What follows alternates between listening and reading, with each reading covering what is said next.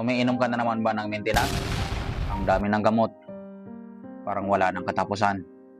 Pero kahit araw-araw mong iniinom, hindi mo pa rin ramdam ang totoong ginhawa. Imbis na mabawasan, lalo pang nadadagdagan ang gamot. May para sa high blood, may para sa puso, may para sa baradong ugat. Hanggang kailan? Alam mo ba kung bakit ka pinainom ng maintenance ng doktor? Dahil may mga baradong ugat dulot ng calcification.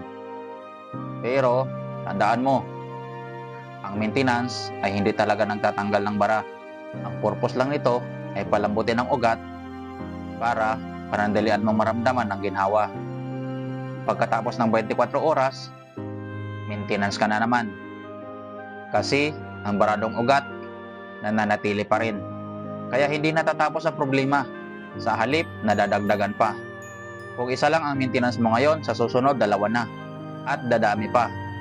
Kapag hindi mo matanggal ang bara sa ugat mo, unti-unti itong lalala. At sa pinakamatindi, hindi mo gugustuhin. Kagaya ng stroke, heart attack, at kidney failure. Pero hindi mo kailangang hintayin na lumala.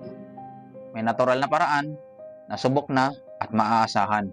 Ito ang Salvio Barley Grass. 100% organic at natural. Tumutulong mag-detox at maglinis ng mga baradong ugat sa ating katawan.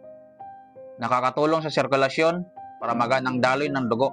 Walang side effect at patuloy na pinagkatiwalaan ng maraming Pilipino. Kung sawa ka na sa walang katapusang maintenance at gusto mo ng stable na kalusugan, huwag mo na itong pakawalan at ipagpaliban. Simulan mo na ang natural na paraan. Try Salvio Barley Grass today dahil ang tunay na yaman ay ang kalusugan.